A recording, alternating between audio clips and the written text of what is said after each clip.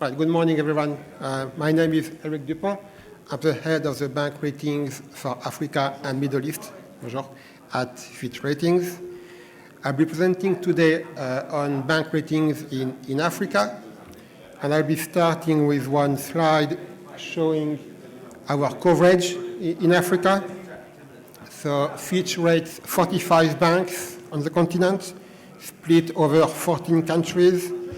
So from Angola to Cameroon, Ghana, Kenya, Mauritius, Morocco, Namibia, Nigeria, Rwanda, Senegal, South Africa, Togo, Tunisia, and Uganda. So quite a very wide geographical coverage.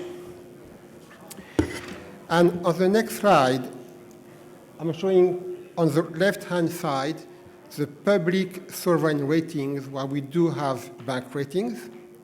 And on the right-hand side, the bank ratings excluding any sort of support, be it parental or sovereign. You can see the highest public sovereign rating is BB+, and the highest bank rating is BB, so just one notch below the sovereign.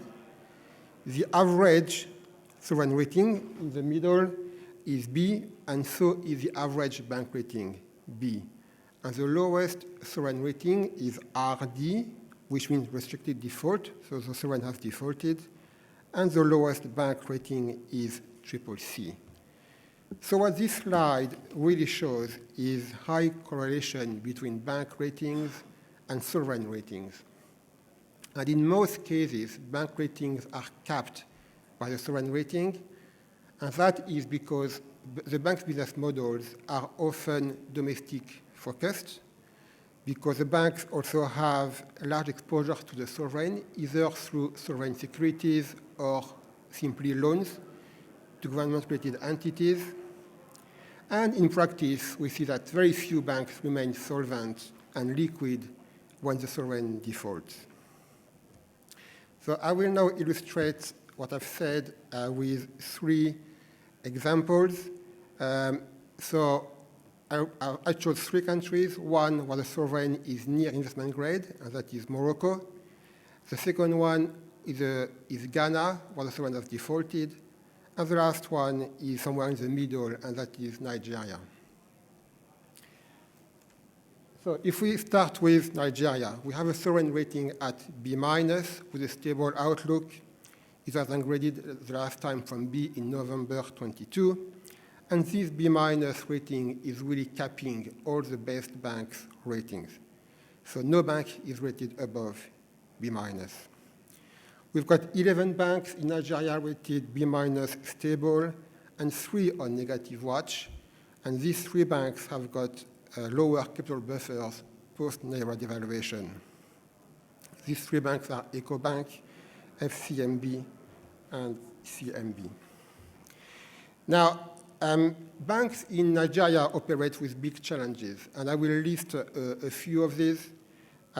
First of all, foreign currency is scarce in the country. The central bank has got reserves, about 34 billion, but supply is not that easy.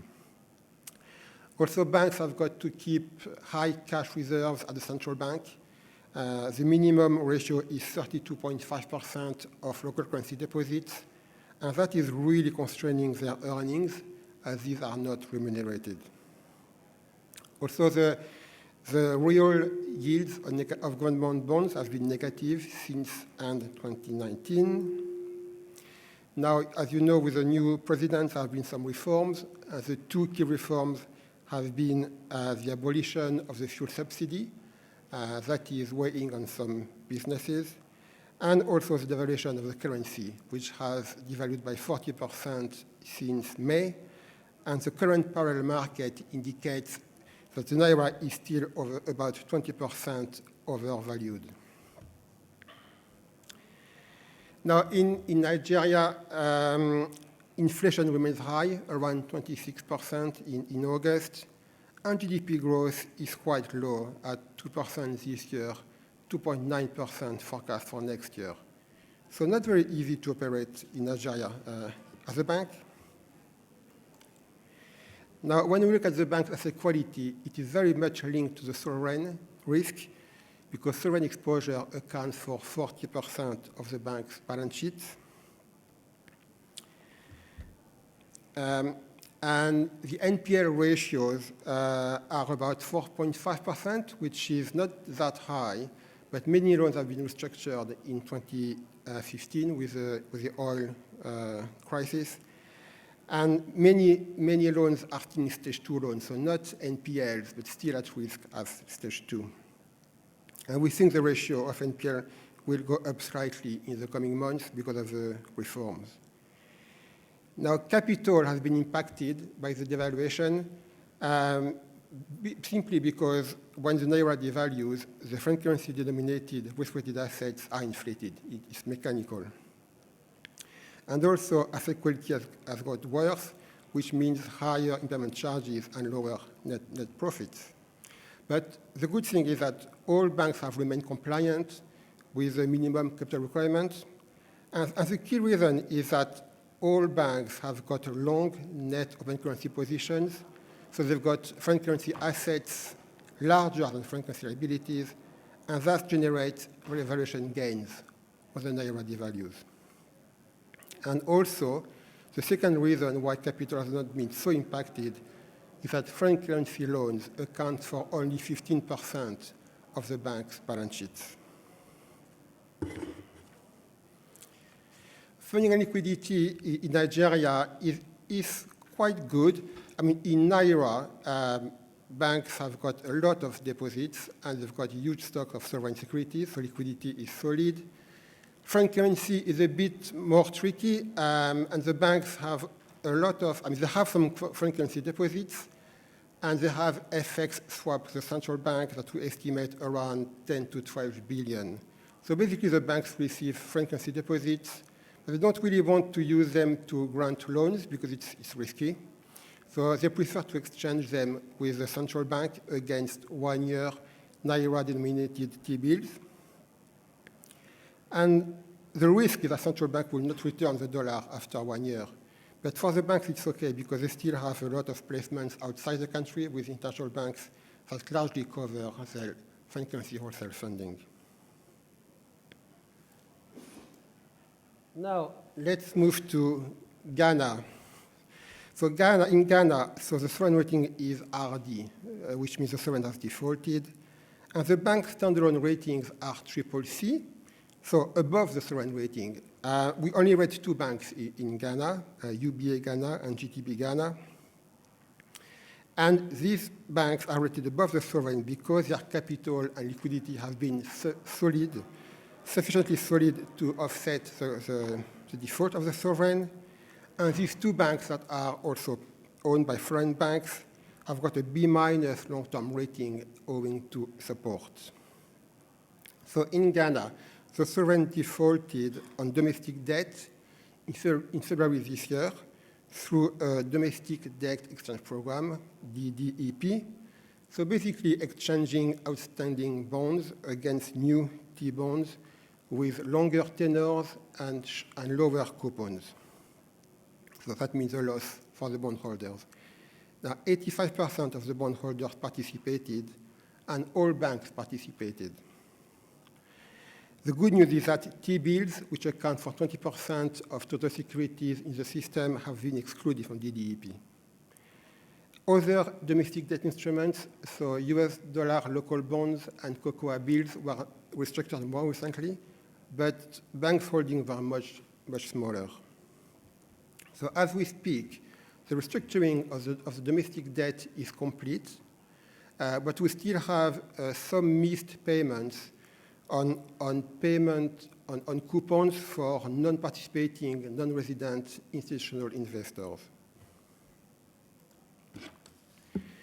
Now, if we look at external debt, the sovereign defaulted on external debt as well.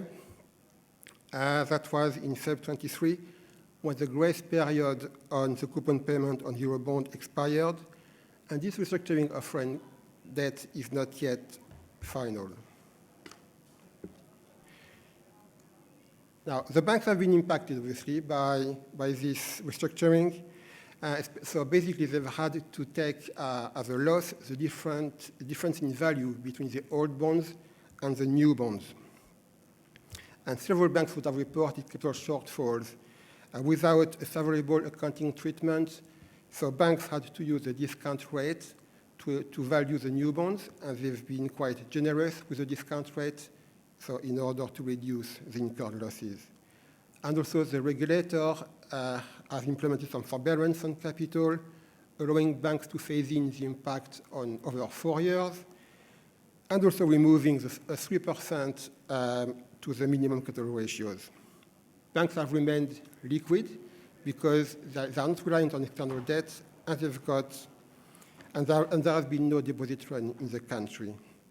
Also in Ghana, 50% of assets are owned by foreign banks, and these foreign banking parents are supportive of their subs in the country because the returns over the cycle are pretty high. Last but not least, Morocco. So here we speak about a sovereign rating at BB+, so much above the others, and the large banks are rated BB. So one large bank is rated BB based on own merit, and that is Attijari Wafa Bank, and two others, so Crédit Immobilier and Bank of Africa, are rated BB owing to potential state support. Fitch does not rate the second largest bank, Groupe Banque Centrale Populaire. Here we speak about banks with resilient credit profiles and a supportive regulator that is always moving toward international best practices. The only trouble really for these banks is that they are in an environment with low credit growth below 2%, and that is due to low domestic demand for credit, given high interest rates, and also subdued activity in Europe, which is Morocco's main trading partner. So because of this low business prospects in Morocco, most of the large banks have gone outside the country. So they've expanded in other African countries with higher risk but higher returns. Now these banks have got NPL ratios at a high level, around 8.6% in average at end June 23, but stable over the cycle. And the reason why these ratios are so high is that banks keep NPLs for a long time on their balance sheets because they'll face long recovery prospects and an unfavorable tax regime for write-offs.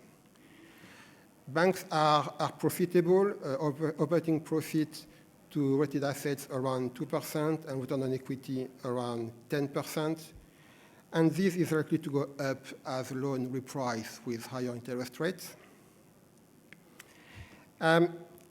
Capital is only adequate with CET1 ratios around 11% and total ratios about 13%, but this could go up slightly in the coming months.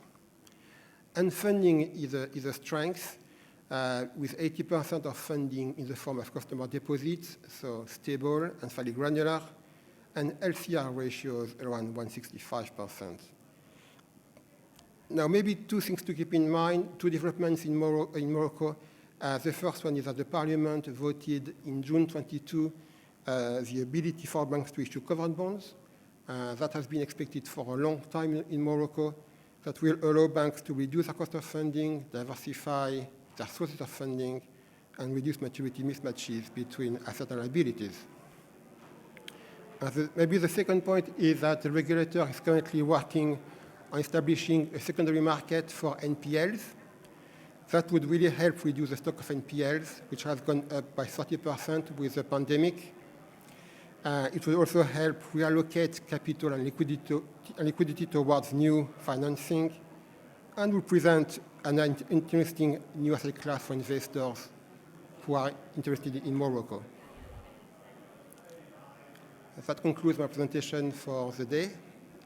Should you have any questions, I can take questions now, or I will be at the Fitch rating stand on the middle floor for about 1 hour.